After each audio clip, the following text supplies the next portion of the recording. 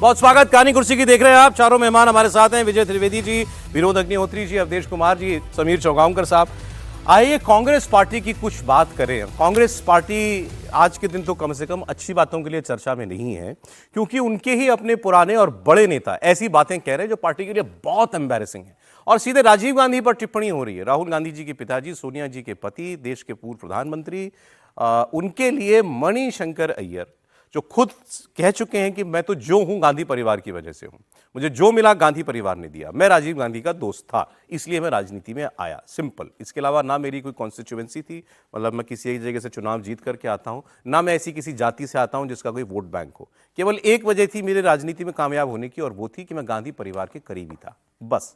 और मुझ पर कृपा बनी रही राजीव गांधी की, सोनिया गांधी की। लेकिन फिर जब राहुल गांधी का दौर आया तो उन्होंने मुझे इग्नोर कर दिया, कह दिया कि मैं बूढ़ा हो गया हूं, मुझे अब पार्टी में मेरी जरूरत नहीं है। बहरहाल अब उन्होंने राजीव गांधी अपने दोस्त के बारे में जो बातें कही वो बड़ी वायरल हो रही। उन्होंने एक इंटरव्यू में ये कह दिया कि राजीव गांधी तो मेरे साथ पढ़े थे कैम्ब्रिज यूनिवर्सिटी में, और वो वहां फेल हो गए। और कैम्ब्रिज में फेल होना बहुत बड़ी बात है, क्योंकि वहां कोई फेल होता ही नहीं है। आप फर्स्ट क्लास में वहां पर पास होना चाहते हैं तो वो आसान है, लेकिन फेल होना इसलिए मुश्किल है क्योंकि यूनिवर्सिटी आपको फेल करती ही नहीं है। उसके बावजूद राजीव गांधी वहां फेल हो गए। फिर उनका दाखिला लंदन के इंपीरियल कॉलेज में कराया गया, वो वहां भी फेल हो गए। मतलब राजीव गांधी को वो कह रहे हैं कि वो तो पढ़ाई में तो बिल्कुल अच्छे नहीं थे, दो बार फेल हुए, और जहां फेल हुआ ही नहीं जा सकता वहां भी फेल हुए। तो उन्होंने कहा, मुझे लगा ये आदमी कैसे देश का प्रधानमंत्री बन सकता है जो अपनी पढ़ाई ढंग से नहीं पूरी कर सकता। यहां तक की बात चल रही है सब जगह पर, और जाहिर है कि ये बड़ा एम्बैरेसिंग मोमेंट है कांग्रेस पार्टी के लिए, क्योंकि राहुल गांधी के बारे में हम वर्षों से अब टिप्पणियां सुनते आ रहे हैं। राहुल गांधी खुद कहते हैं कि मुझे तो पीट कर गालियां दे देकर ये बीजेपी और संघ वालों ने इतना पक्का कर दिया कि अब मुझ पर असर नहीं होता इनकी बातों का। लेकिन राजीव गांधी अब तक उनके ऊपर ऐसी कोई टिप्पणी कभी नहीं हुई। छोड़िए बीजेपी वालों को, मतलब छोड़िए बीजेपी आरएसएस को, अब तो कांग्रेस के अंदर के लोग कहने लगे। तो इनको जवाब भी आया। अशोक गहलोत और ये दोनों राजीव गांधी की सरकार में केंद्रीय मंत्री थे। उसके बाद वो प्रदेश की राजनीति करने लगे। अशोक गहलोत ने कहा कि वो सिरफिरा आदमी है। सिरफिरा मतलब पागल हो गया है, कोई पागल आदमी ही ऐसी बात कर सकता है। और क्या मैं वजह बताऊं मणिशंकर अय्यर ऐसा क्यों बोल रहे हैं राजीव गांधी के लिए, सुनिए। इसलिए मैंने कहा ये कोई सिरफिरा आदमी बोल सकता है। अगर इतना ज़्यादा फ्रस्ट्रेशन आ चुका है जीवन में, तो फिर वो व्यक्ति क्या बोलता है उनको समझ खुद को नहीं आता है। इसलिए मैंने कहा ये कोई सिरफिरा आदमी ऐसी बातें बोल सकता है राजीव गांधी के बारे में, जिसने देश का मान सम्मान बढ़ाया दुनिया के मुल्कों के अंदर। तो मणिशंकर अय्यर तो वैसे ही साइडलाइन थे कांग्रेस पार्टी में, अब ये करके तो उन्होंने फिर मतलब लिखवा ही लिया है, अब तो रिटर्न में ले लिया है कि अब आपका हमारा कोई लेना देना। मणिशंकर अय्यर जो है, जब मंत्री थे केंद्र में तब भी उनके बयानों को लेकर यूपीए और मनमोहन सिंह खुद असहज हो जाते थे, और बाद में उनको हटाया भी गया था मंत्रालय से, याद करिए। दो बातें इन्होंने 14 के चुनाव से पहले ये कहा था नरेंद्र मोदी के लिए कि चाय बेचें जाके आईसीसी के दफ्तर। नहीं, इन्होंने तो ये कहा था, वहां उस वक्त अधिवेशन हो रहा था तालकटोरा स्टेडियम में, वहां बाइट ली, उन्होंने कहा कि वो चाय वाले हैं, यहाँ के चाय का स्टॉल लगा, चाय बेचे। और वो बयान, ये मैं नहीं कह रहा हूँ, अगर ये बयान नहीं देते तो मोदी जी प्रधानमंत्री बनते, मोदी जी प्रधानमंत्री तभी बनते, लेकिन जैसे दाल में छौंका होता है ना, वैसे उस बयान ने उस चुनाव में एक तड़का लगा दिया था, और जिसका फायदा भारतीय जनता पार्टी ने खूब जम के उठाया। 2017 में जब गुजरात का चुनाव हो रहा था, तब इन्होंने नीच शब्द का इस्तेमाल कर दिया था मोदी जी के लिए। हालांकि इनका उसके बाद इन्होंने एक स्टेटमेंट ये भी दिया कि कांग्रेस पार्टी ने मुझे स्केपगोट बनाया, चुनाव तो तुम खुद हारे और मेरे बयान को वजह बता दिया। नहीं, बयान से चुनाव कोई नहीं हारता न जीतता है, लेकिन वो बयान इस तरह के तड़का लगा देते हैं और थोड़ा सा सामने वाले को मौका देते हैं हमला करने का। एक बात और, मणिशंकर अय्यर आज जहां भी है, जिस स्थिति में है कि आज हम उनकी बात सुन रहे हैं, वो राजीव गांधी की बदौलत है। वो दून स्कूल में राजीव गांधी के साथ पढ़ते थे, कैम्ब्रिज में पढ़े, राजीव गांधी उनको लेके आए, और राजीव गांधी कैबिनेट मंत्री नहीं थे, राजीव गांधी का दफ्तर देखते थे वो। उसके बाद कैबिनेट मिनिस्टर बने वो यूपीए सरकार में। विदेश नीति के बड़े आईएफएस चूंकि रहे, विदेश नीति के जानकार माने जाते हैं, सब कुछ है। पाकिस्तान में हाई कमिश्नर रहे वो, और पाकिस्तान में ही जाके उन्होंने कहा था कि मोदी जी को हटाना है, याद करिए, जिसको लेकर के सौरभ जी, जिसको लेकर बड़ा यहाँ पर बवाल हुआ था कि पाकिस्तान के लोगों से एक तरह से अपील की बड़ी आलोचना हुई थी। कहा था कि वो न्यूक्लियर शक्ति है पाकिस्तान, उसको इतना हल्के में मत लीजिए। नहीं, ये भी कहा था, मोदी जी खिलाफ बोले थे, प्रधानमंत्री के खिलाफ, जिसमें इनकी बड़ी आलोचना हुई थी। उन्होंने एक तरह से पाकिस्तान, मतलब ये आरोप लगाया गया था। मैं ये समझना चाह रहा हूँ, जो भी हो, एक तो वो ये कहते हैं मैं बूढ़ा नहीं हूँ, उनके इंटरव्यू में ये भी उन्होंने कहा कि बड़े क्लियरली बोला, जैसे आपने कहा कि मैं जो हूं गांधी परिवार की वजह से हूं, मुझ पर कृपा रही राजीव गांधी की, फिर सोनिया गांधी की, लेकिन राहुल गांधी के दौर में आते आते मैं साइडलाइन हो गया। राहुल गांधी को लगता है कि मैं बूढ़ा हो गया हूं। उन्होंने इस पर एतराज भी किया है और कहा कि आप मुझे काम ना देने की या पार्टी से अलग करने की कोई और वजह ढूंढ लीजिए, ये मत कहिए कि मैं बूढ़ा हूं। सस्पेंड भी हो चुके हैं पार्टी से एक बार। फिर क्यों अचानक राजीव गांधी के बारे में ऐसी बातें क्यों कहेंगे? वो इंटरव्यू लेने पहुंच गया होगा और बोल रहे होंगे राजीव जी के बारे में बोलना चाहते हो सर।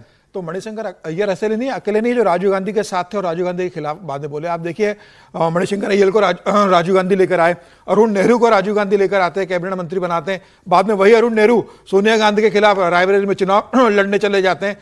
नटवर सिंह को आप देखिए, नटवर सिंह को कांग्रेस इतना देती है, बाद में पार्टी से किस तरीके से नाराज होते हैं और वो किताब लिख देते हैं। प्रणब मुखर्जी से नाराजगी पार्टी की रहेगी, पार्टी ने उसको राष्ट्रपति बनाया, बाद में वो संघ कार्यालय चले जाते हैं, तो पार्टी की उनकी जो नाराजगी रही किताब में उसका जिक्र किया है। तो कांग्रेस में जो पुराने नेता रहे हैं वो जैसे राजीव गांधी के साथ रहे, उसके बाद सोनिया गांधी ने पार्टी को नरसिंहरा के बाद टेक ओवर किया, तो पुराने नेताओं को दरकिनार करने की जो शुरुआत हुई थी सोनिया गांधी के समय से, और फिर राहुल गांधी को लगा कि भाई ये पिताजी के समय रहे, या राहुल गांधी अपनी नई टीम बनाना चाहते होंगे, तो वो ना पुरानों को साथ सके ना नई टीम को बना सके, वो किसी को अपने साथ रख नहीं सके। इनसे पूछा कि आप राहुल गांधी के मेंटर क्यों नहीं बन जाते, कोच, गुरु, उनके गुरु बन जाए आप। तो उन्होंने कहा मैं तो 20 साल से तैयार हूं, वो तो तैयार हूं, मुझे गुरु स्वीकार एक गुरु से जो परेशानी हो रही है, सेम पिपोत्रा एक गुरु जो भी राहुल गांधी के लिए समस्या खड़ी कर देते हैं, अगर अय्यर भी बन जाएंगे तो फिर राहुल गांधी की क्या स्थिति होगी? आप सोचें, राहुल गांधी मणिशंकर अय्यर को कुछ भी क्यों दें? सिंपल सी बात है, उनकी नाराजगी आज यही है ना कि मुझे पार्टी में अलग थलग कर दिया है, तो वो उनको रिफ्लेक्ट खुद पे करना चाहिए। एक तो आज आप जो बातें कह रहे हैं ये एहसान फरामोशी की कैटेगरी में आती है। आप खुद कहें गांधी परिवार ने मुझे सब कुछ दिया, और राजीव गांधी के बारे में ये बातें कहें कि वो तो फेलियर थे। फिर दूसरा इन्होंने का ये भी स्टेटमेंट है कि अगर 2014 के इलेक्शन में प्रणब मुखर्जी को प्रोजेक्ट कर दिया होता प्राइम मिनिस्टर के तौर पे, तो कांग्रेस पार्टी हारती नहीं। और आप कह रहे राहुल गांधी को पीएम फेस बना दिया था, इस वजह से हार गए। मनमोहन सिंह से कभी नहीं पटी, ये मंत्री होते हुए मनमोहन सिंह से इनका कभी जो है तारतम्य नहीं बैठा है। Is it just a loose cannon, कुछ भी बोल रहे हैं, या कुछ है स्ट्रेटेजिकली कुछ कोशिश कर रहे हैं? नहीं, स्ट्रेटेजिकली तो अब कुछ बचा नहीं है। 83 साल के मणिशंकर जी हैं और वो विद्वान लोगों में से रहे हैं, पढ़े लिखे लोग रहे हैं, हाई कमिश्नर रहे हैं, IFS रहे हैं, लेकिन लूज कैनन के तौर पर जो भी बयान है उससे कांग्रेस का नुकसान हुआ और खुद का भी नुकसान हुआ उनका। पार्टी ने भी उनको निकाल दिया, और जैसे 2014 का जो बयान था उनका, वो एक महत्वपूर्ण भूमिका उस चुनाव में निभाई।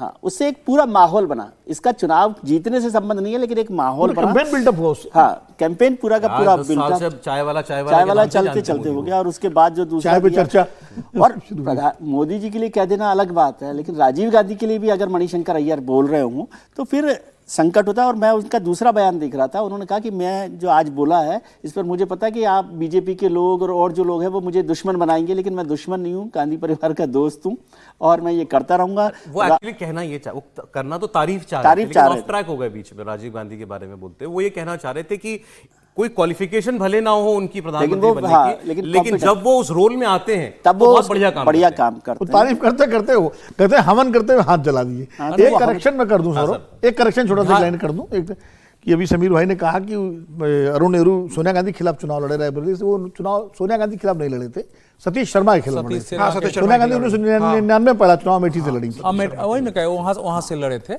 ऐसा है कि देखिए मणिशंकर अय्यर से व्यक्तिगत मिलेंगे तो बहुत ही गरिमामय आदमी है, बहुत शानदार व्यवहार करेंगे, खुल के बात करते हैं, और इनकी छवि एक धर्म विरोधी बना दी गई है। लेकिन इनके पिताजी का बनाया हुआ जो कनॉट प्लेस में मंदिर है उसमें सुबह लाइन लगा के लोग पूजा करते हैं। इनका परिवार आज भी मंदिर का खर्च उठाता है। तो व्यक्ति के दोनों है, ये वहां आते हैं तो कुर्सी पर बैठे रहते हैं, पूजा पाठ नहीं करते हैं।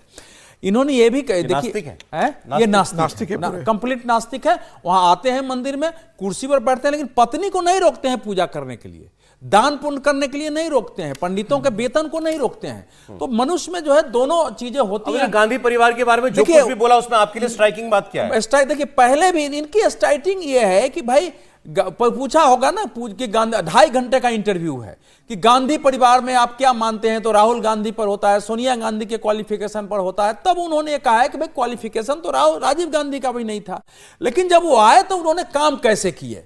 लेकिन उन्होंने कहा है कि देखिए ऐसा है कि मेरे बात पर विवाद होगी, लेकिन हमको तो पवन खेरा ने पहले ही कह दिया कि आज कांग्रेस से उनका कोई संबंध नहीं है।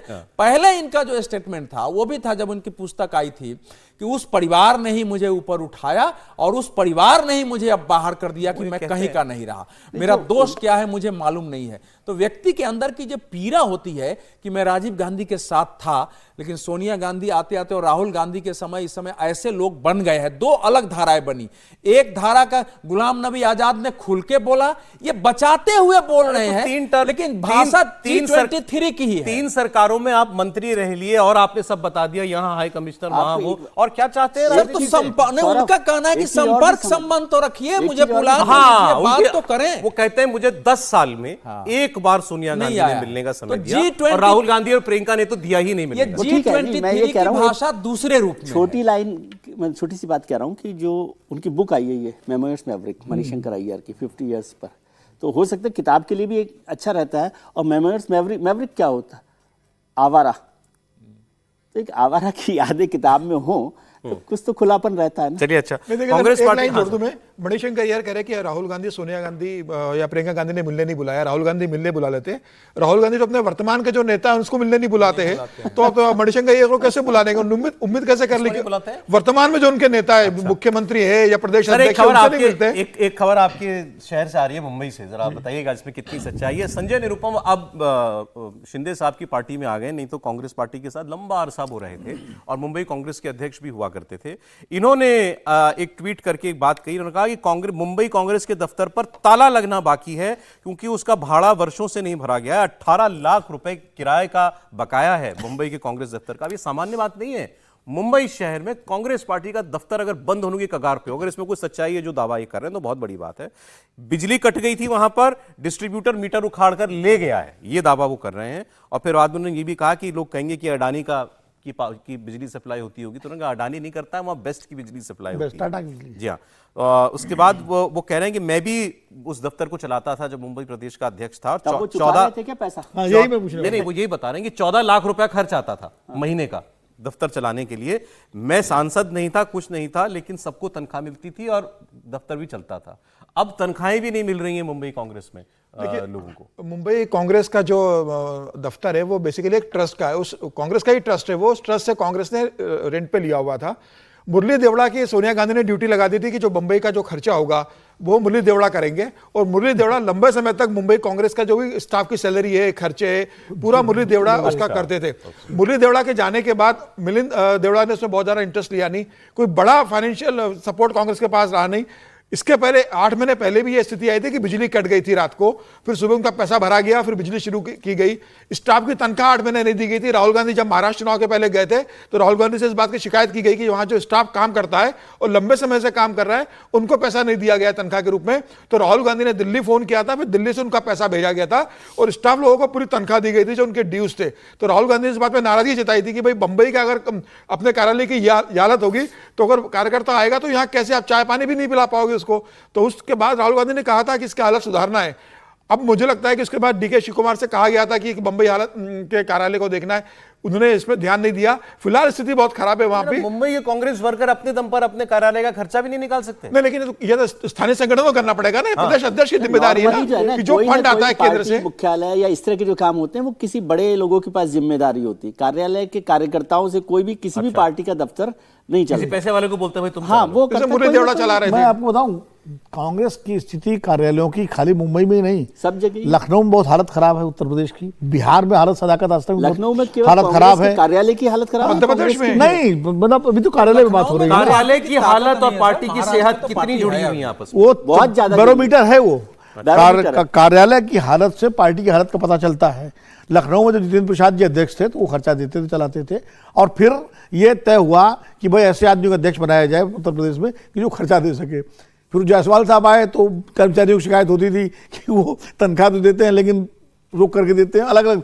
तो ये बिहार की यही हालत है। जहां जहां कांग्रेस सत्ता से बाहर होती जा रही है और कांग्रेस का संगठन कमजोर होता जा रहा है। सर जहां सरकार में, राजस्थान में सरकार थी अशोक हालत गहलोत बहुत की, खराब है। वहां कार्यालय में बिल नहीं भर और पा जिलों रहे का तो कहना ही क्या है। अरे आप कंपेयर एक ब्रेक का समय हो गया, बस एक कंपैरिजन छोड़ कांग्रेस के दो। कल्चर में जो है ना वो किराया और बिल देना नहीं है। ये बरसों का है, जब ताकत में थी बिहार में तब भी इसके लिए कार्यालय लड़ाई चलाना होती। कोई देता होगा। ना सुनिए, बिल जाता ही नहीं था बरसों बरसों, कैसे बात कर, अच्छा। जाता ही नहीं था बरसों बरसों। ये वहां के कैरेक्टर में रहा है, समझिए, ये कोई नई बात नहीं हुई। अब ताकत नहीं है इसलिए चीजें सामने आ गई। किसकी हिम्मत थी वहां बिजली का बिल काट देने, कॉन्ट्रास्ट बिजली बता रहा काट हूं देने आप, की? कॉन्ट्रास्ट बता रहा हूं। पिछले 10 साल में देश के हर प्रमुख शहर में, जिले में और छोटी जगहों पर भी होगा, बीजेपी का बड़ा शानदार दफ्तर बनाया गया। और इस पर भी सवाल उठाते हैं लोग कि हजारों करोड़ रुपए जो हाँ, आपने तो लगाए, नोटबंदी के कहां से टाइम आया? खरीदे गया, ये इससे- खरीदा गया, हाँ, बहुत सारा। आरोप तमाम लगते हैं। लेकिन बीजेपी ने यह काम सोच समझ के किया। जो ये कह रहे थे कि पार्टी की दफ्तर की हालत पार्टी की सेहत बताती है, बिल्कुल क्या है। तो बीजेपी के आलीशान दफ्तर सब जगह बने हुए हैं। दिल्ली में कांग्रेस ने भी अब नया एक बड़ा दफ्तर बना लिया है।